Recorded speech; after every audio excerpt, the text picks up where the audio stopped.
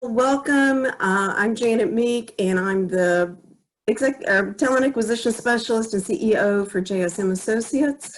And we specialize in everything talent acquisition, from recruiting, mission critical positions, all the way through to customizing solutions to address retention, attraction, and engagement issues with our talent. And this is the inaugural episode of our Talent Leaders, which is a virtual series of conversations with business leaders and experts who share their experience, their expertise, and best practices on all aspects of attracting, engaging, and retaining our top talent.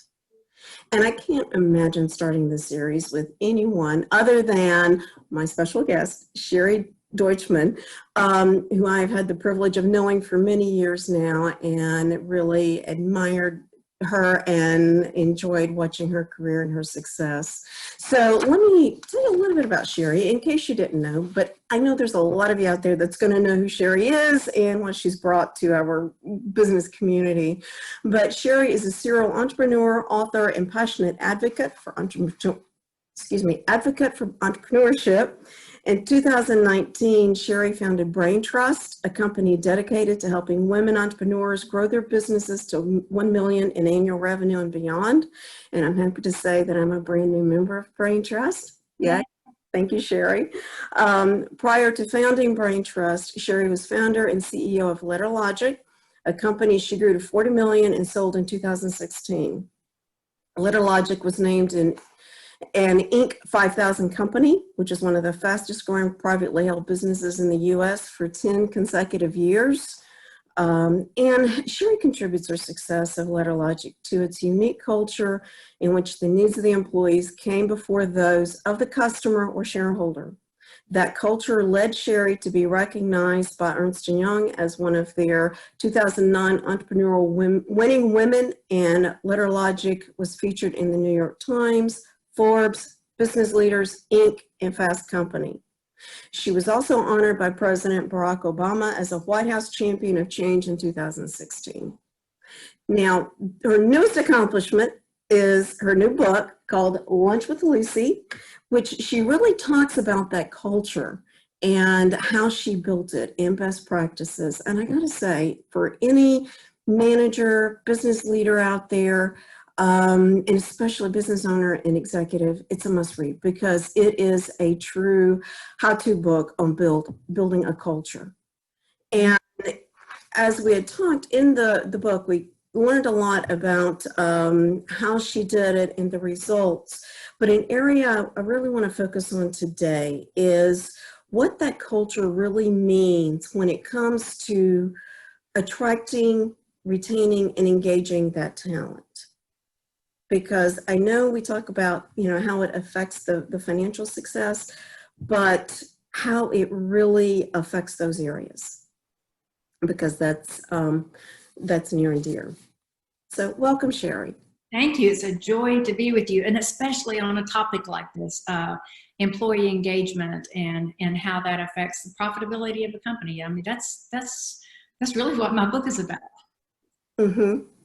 It's interesting. I've been reading a lot lately on the topic of the talent economy and how we're really in a talent economy because our companies are dependent on having that top talent in them to be able to deliver services on our success. Okay. So what are your thoughts around that? I think the success of my company was absolutely, can absolutely attribute it to the team. And the team being fully engaged and being happy. And that was a result of us creating a culture that put them first. And they knew they were first. They knew they were cared for. Heck, they knew they were loved. We had a very unique relationship. But that, we took care of all of their needs. And so when they were at work, they could focus on taking great care of the customer. And the customer rewarded us by being loyal for years and being willing to pay us a premium for our services. In fact, we were the most expensive in the nation. And we were able to do that because the team was so deeply engaged and so passionate about the company. They had skin in the game. They had a vested interest in our success, and they absolutely acted like that. And that is why we were successful. Wow. Yeah. Times when I tell my story, people will say, well, my company can't do what you did, and we couldn't be as generous with our employees as you were. And my response is, you don't get it. Yeah. We weren't successful in spite of all these benefits that we provided to the employees. We were successful because of that, because of the way it enabled the employees to be fully engaged. And I think there's so many companies and leaders that miss that point. They think, okay, if I pay my employees more, or if I provide all these benefits, that's going to cut into my profits. It doesn't. It's just the opposite. I always saw what I was doing for the employees as an investment. And I thought if I invest in them in this way, when the pie is this big, it's going to make that pie this big. And it did. It made it grow, zero in my basement to $40 million big. So exactly. And $40 million with zero debt, not a penny in debt. Wow. So it was pretty great results when it came to investing in those employees. In fact, it was the best return on investment I could have made. Okay. Question. Talking about talent and finding that talent. When you were recruiting for a specific position, how much of your decision on the best candidate resided with their skill set, or were you hiring for attitude and aptitude? Absolutely hiring for attitude. So I don't have a college education. I have only a high school diploma, and so I couldn't very well disregard people who didn't have an education when I was doing the hiring. But what I wanted to know was how they would fit into our culture of empathy. We treated one another, some people say it seems trite and disingenuous to say we treated one another like family. But I take it a step further and say we treated one another like our favorite cousins. Everybody's got a favorite cousin, and that bond. And that's how we treated one another. And that made it possible for us to we never had to spend any money recruiting, because everybody's friends wanted to work at LetterLogic. And you're exactly right. And that's one of the main reasons I wanted you for this interview today, because you've always been my best case scenario, because you and I have known each other for 15 years now, and 20. Yeah, probably. And I've always, when I'm in this industry, it was always, hey, Sherry, let me help you recruit. And it dawned on me, she don't need me. She doesn't need me to help her recruit. So I'm going back to looking at skill versus attitude and aptitude. But there again, there has to be a certain level of skill that the candidate has to bring to the table, right? Oh, absolutely. Okay. So, we were hiring for, highly skilled IT department. We couldn't hire just anyone off the street. But because of our reputation, we had the cream of the crop coming to us, and we could choose them. But for the other positions, I was really more looking for people who expressed empathy and human kindness and dignity. It was our practice to take people to lunch before we offered them a job. So they'd already been through several interviews, and we did group interviews, which was kind of intimidating, I think, for some people. But sometimes when you're interviewing someone, you're so intent on their answer, you're not picking up on other clues. And so we met in a group to interview so other people could pick up on nuances that we might have missed. And so we had determined to hire someone for client services. We loved her. She had been through several interviews, and we were taking her to lunch to tell her she had the job. And we had just sat down at the restaurant when she made a surly, disrespectful comment to the waitress and talked to her very condescendingly. And we didn't have to do anything except look at one another, and we knew she was not being hired. Because if she would treat the wait staff that way, she would treat her coworkers that way and her clients that way. So it really mattered to us, you know, how the person thought of themselves and how they treated other people as a result of their own humility or ability to put themselves in the shoes of that wait staff person. Exactly. Exactly. And because you touched on it a moment ago, let's talk a little bit about attracting talent, because right now, especially in Nashville, we've got all the big players that's come to town with, you know, the Amazon and the Lance Bernstein and all the others, that the new large companies with their sexy products that are coming to town. How do you compete with that? And how did the culture impact how you recruited against the big boys? The culture was absolutely part of that because our retention rate was so high. So we weren't churning through people. So we didn't have to go out to look for new talent as often. But when people heard about our benefits, so we had some unusual benefits in that we paid for 100% of everybody's medical, dental, disability, and life insurance. We paid a true fair living wage. We let them bring their kids and their pets to work. We helped them buy their first home and paid for toward the down payment or closing costs on their first house. We helped them start their own businesses if they wanted to do that. But the most important thing was we gave them 10% of the profit was split every month among all the employees. And importantly, it was split evenly. So if you were the custodian, you got exactly the same thing our CFO got. So a really cool thing that happened because of that was that it made everybody respect one another and have more empathy for one another and realize what that other person was contributing. And it made them more careful about who they would send, who they would recommend to work for us. A great story is one day, one of my, I got an application and the young man who was applying for the job said, I'm best friends with so-and-so out in the factory. And so this was such a good employee that I, of course, wanted to interview his best friend. So I was interviewing the best friend when this young man walked through. Our conference room was kind of like a fishbowl where everybody could see what was going on. And so as soon as the interview was over and the applicant left, the young man who was working with me ran over to me and said, what was he doing in the conference room?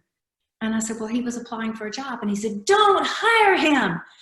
And I said, well, he says that you're his best friend. And he said, he is my best friend. And he's a terrible worker. He will be late every single Monday. He will be milking the clock. There's no way I want him on this team. And because we were all every month looking at our profits and every month getting a piece of the profits, we only wanted the cream of the crop working next to us, people that we knew were going to pull their weight and helping that profit number get bigger and bigger every month. And so it really affected our recruiting efforts in that way too.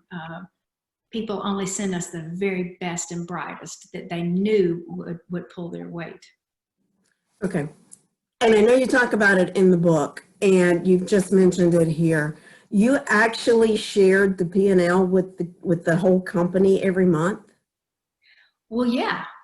You want that bottom line to get bigger and bigger all the time, but most companies do that with the employees not really knowing how the company makes money. They don't really understand the correlation between their actions and the bottom line. So every month I brought them all together and went over the financials so they saw to the penny how much money we brought in that month and to the penny how much net profit we made. And then we talked about why those numbers were the way they were, so that it informed people so they could make better decisions and change their behavior so we could make the profitability greater. And then they got a piece of that. So, you know, at first our profit share checks were pretty low. The first one was $7. The last one I signed, and remember this is monthly, the last one I signed was over $1,000. So it was a pretty big impact in the fact that every employee got exactly the same dollar amount. It was very impactful. And you had several employees by the time you sold the company. 52 employees. Mm-hmm. Wow. What is interesting, there was a time when one of the employees came to me and said he needed 2 more people on his team. And so I said, fine, what shift are they going to work and who's going to teach them and who's going to bring them on board? And we agreed he was going to hire 2 new employees. And as he walked out of my office, I said, hey, did you look to see how that would affect the profit share? And he was like, oh, no, I didn't. I'll get back to you in the morning. And the next morning he came to see me and said, we only need 1 person. Because he realized if he was splitting that money between 54 people instead of 53 people, that would matter to everyone else. So it just really did help everybody make better decisions. And we were a pretty lean, mean machine. Yes, and I'm sure if you looked at the actual financials behind that, the percentage that he was going to get in bonuses didn't come close to the other salary. Right, exactly right. As far as an overall expenditure. Yeah. Wow. Okay. You talked about the interviewing to make sure they would fit within the culture. And how did you have a specific onboarding and training program to really indoctrinate them into the culture? Of course, you know, there was a training program for their particular job, but there was also, as soon as they were hired, there was what we called a LetterLogic 101, which was just generally a lunch with me to talk to them about our culture and why it was the way it was, and some of the benefits they probably didn't hear about from the beginning, and the fact that we not encouraged people to make mistakes, but encouraged people to be honest about their mistakes. And in that meeting, I shared with them that you'll never be fired for screwing up here. You're fired for covering up a screw up. You're fired for lying, but nothing else will get you fired here. And so it created an atmosphere of trust and them knowing that they could be vulnerable. We even had a mistake quota where you had to come and talk about the biggest mistake you made within your group and what you learned from it. So we encouraged honesty and vulnerability, and that really created more empathy too. But how many great ideas came out of those failures? Tons. And it prevented others from making the same mistake. It was really valuable. Okay.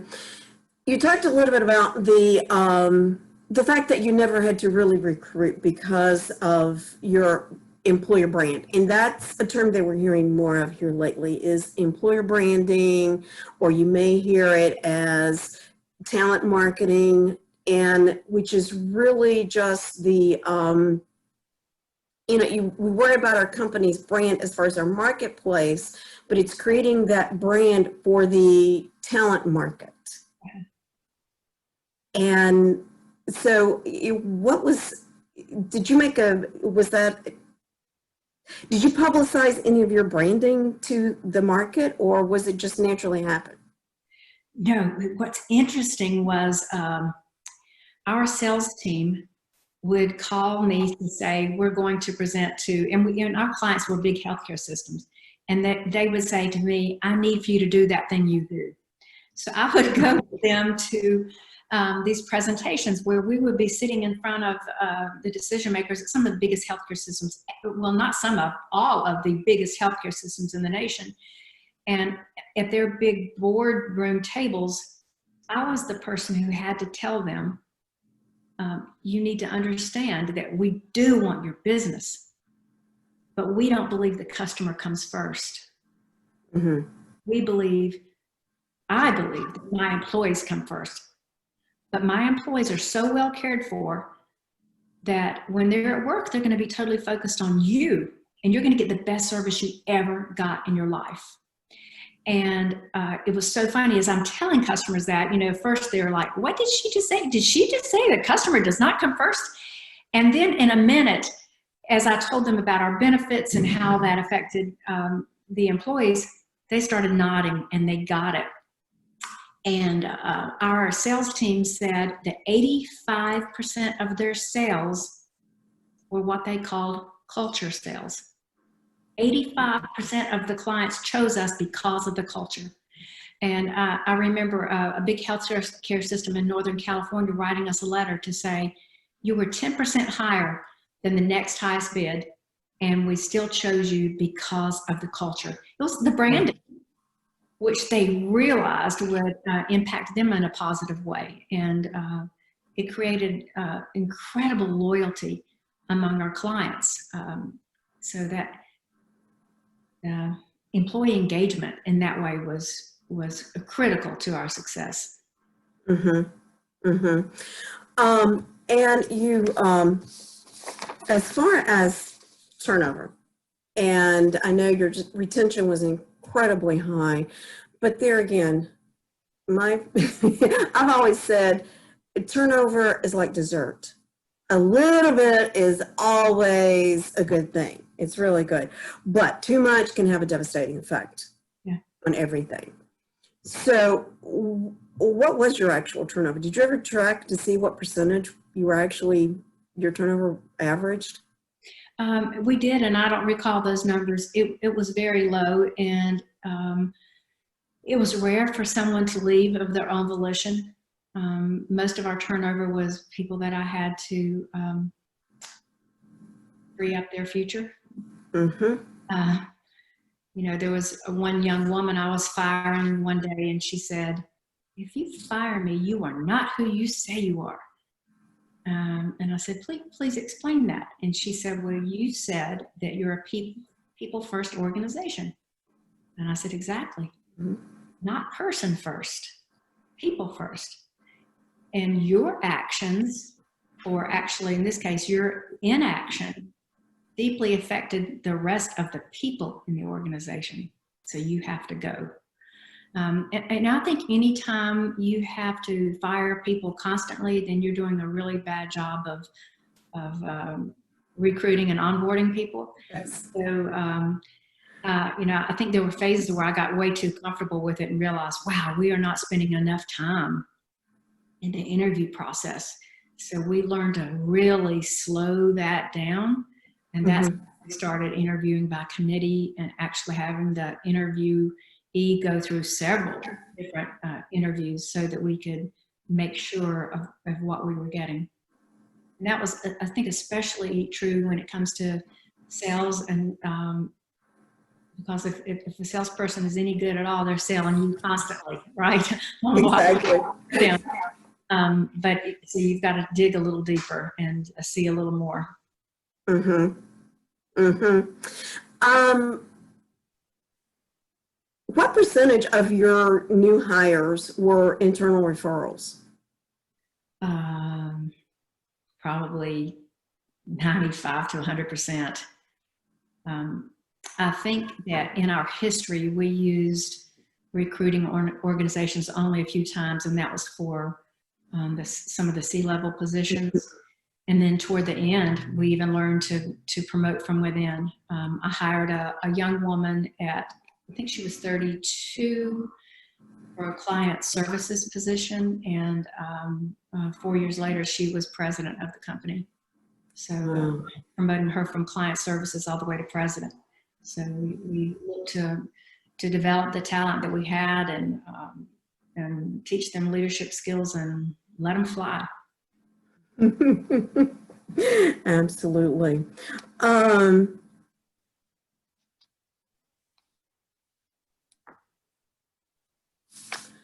And I know we've talked about,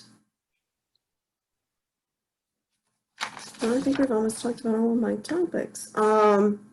I liked your question about the cost of a disengaged employee.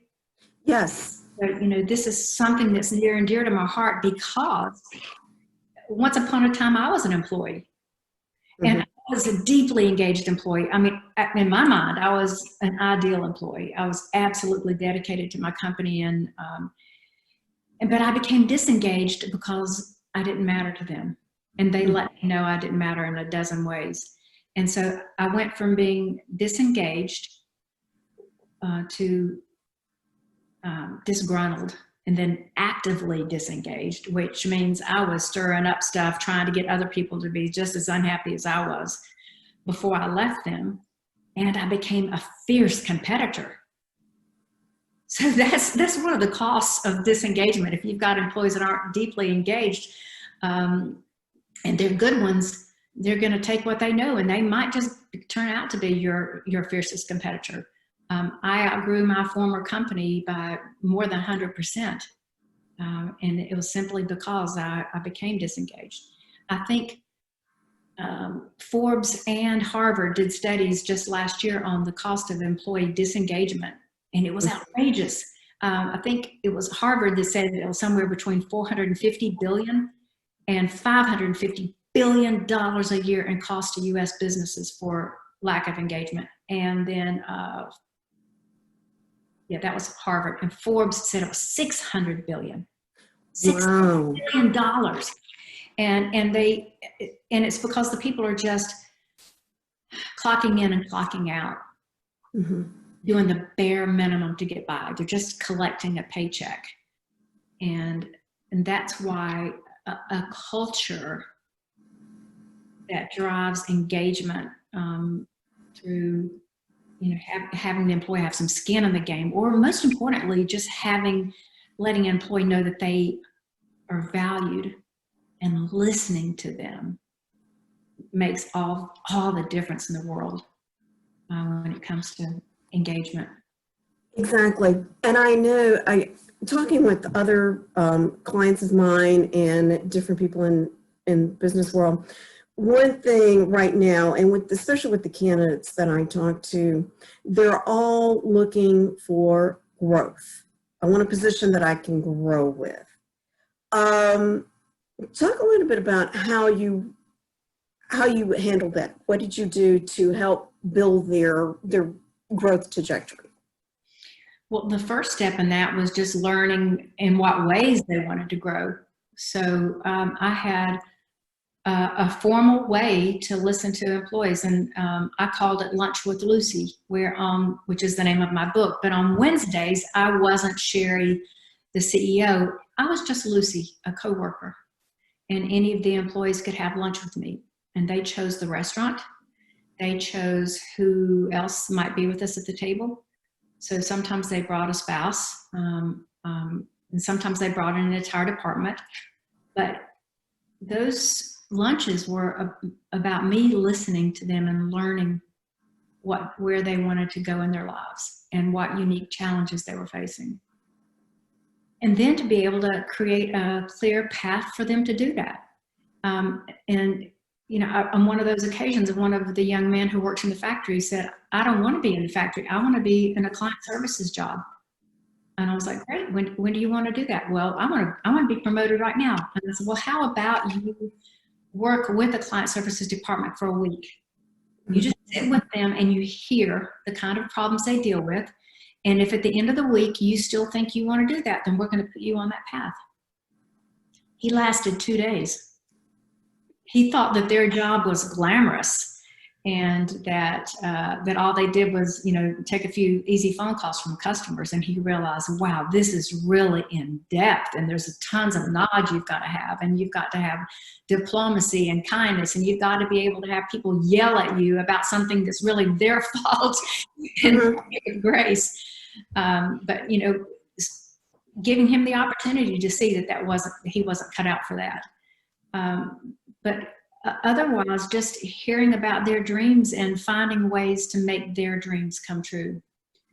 And for some of our employees, that was, I've been working here 4 years and I really want to move on to something bigger and better.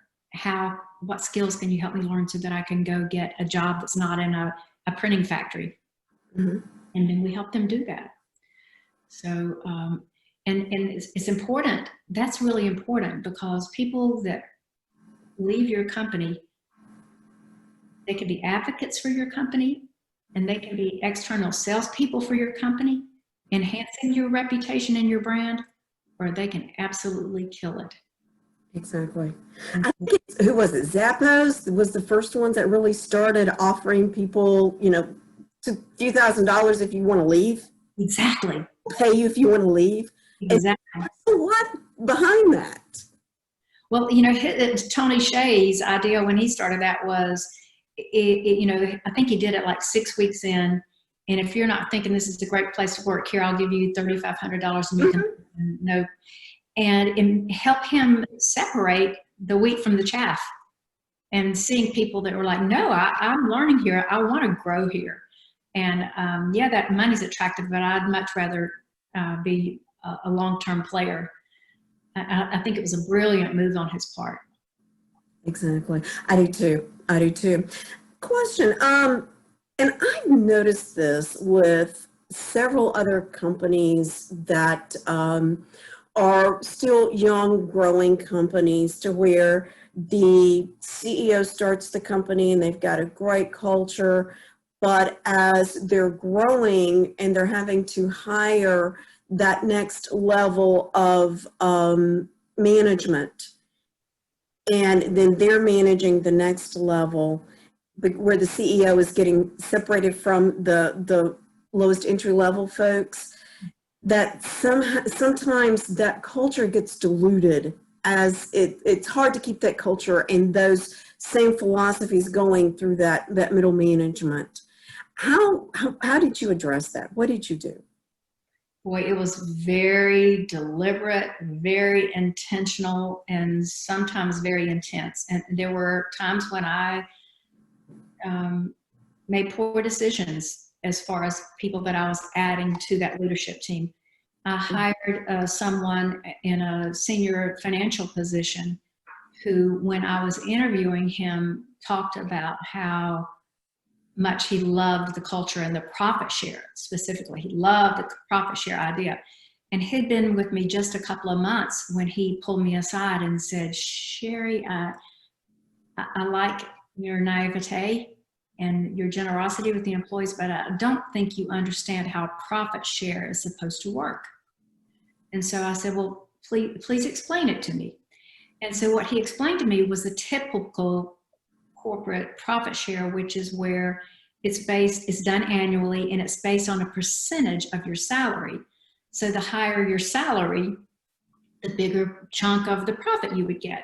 Mm-hmm. And so he explained this to me, and I said, oh my goodness, you mean since you make $150,000 salary and Frank, our receptionist, makes $35,000 salary, you should get a whole lot more of the profit than Frank. Is that what I'm understanding? And he said, exactly. You got it now. And I had to relieve him of his duties. Nope, doesn't work that way here.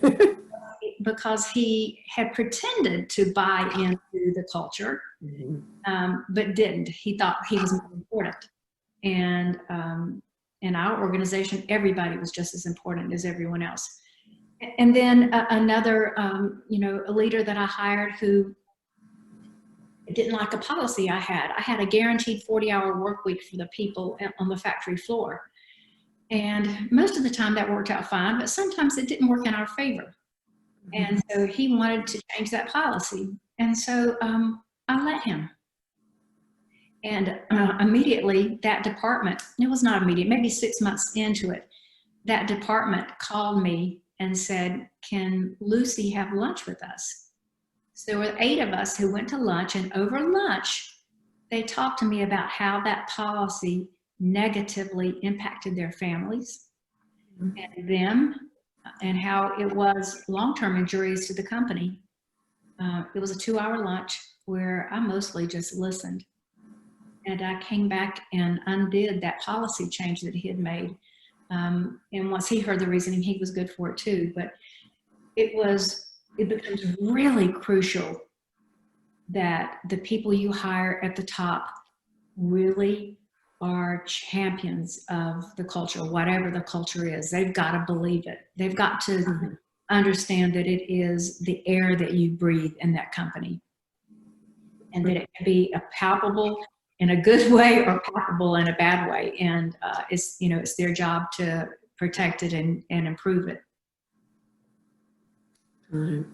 Yes, absolutely. Interesting, and this is so important on your topic. When I sold the company, I sold it to a private equity firm, and the culture changed immediately. And within 6 months, only 12 of those 50 plus employees were still there. They weren't fired, they left. And incredibly loyal. But because of the culture changed so much, and that, they went on to other jobs, which is just proof that a good culture is incredible when it comes to retention and recruiting. Exactly. Because you've got to get the best talent on board and keep that talent, keep them engaged, and you're only going to do that through the culture. It is absolutely crucial. I don't think it's important. Absolutely.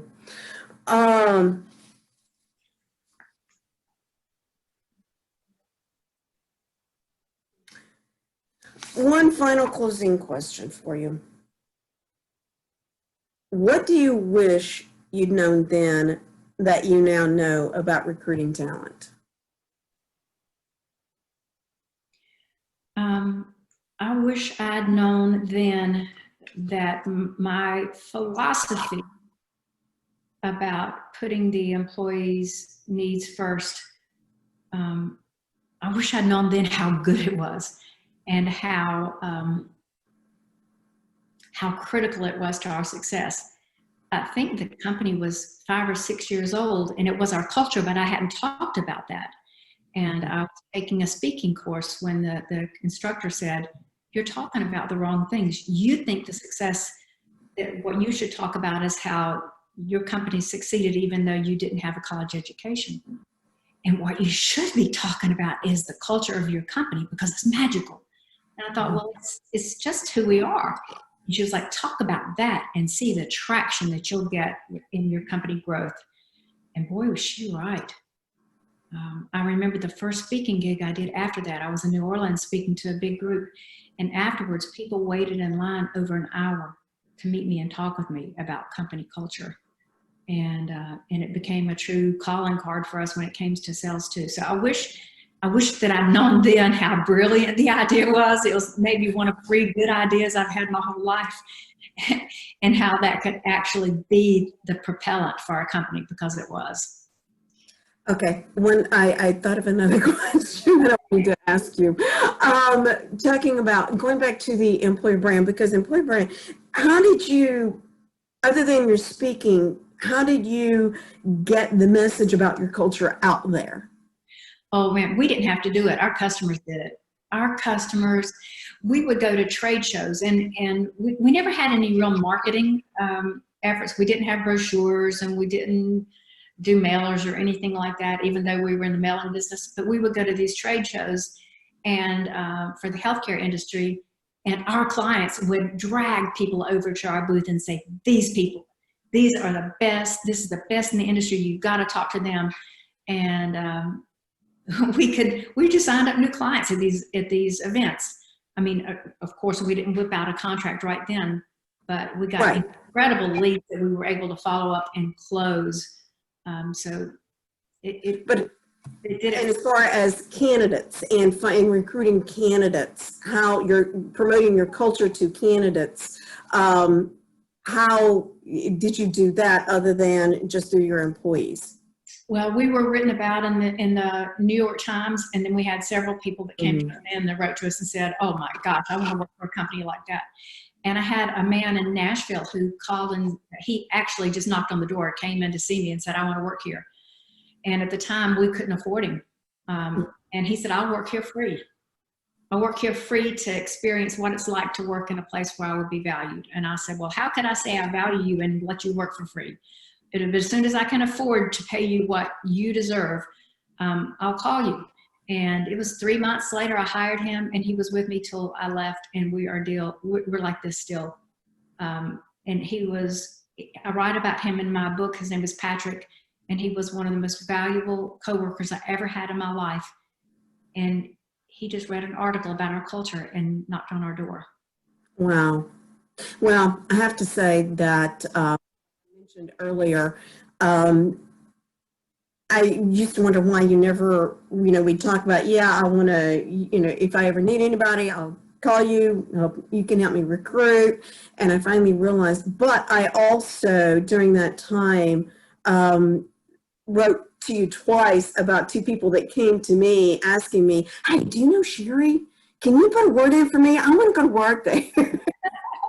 So I couldn't help you recruit, but I definitely recommended, and they were both with you until the end. That's how we got, the cream of the crop. And one of those people that you were talking about right now, I would love to have her here at this new company. I mean, I'd like to have all of them. They were, I love them. And I sold the company 4 years ago. Not a day goes by that I don't hear from at least one of those. And yesterday, I think there were 5 different former coworkers, employees that I had interactions with by email or text messages. Yeah. Well, and it was funny because one of them was actually a client, worked with one of the hiring managers within one of my clients. So it's really funny. But anyway, Sherry, thank you so much for joining me today and helping me get. It's a joy to talk with you about my very Welcome.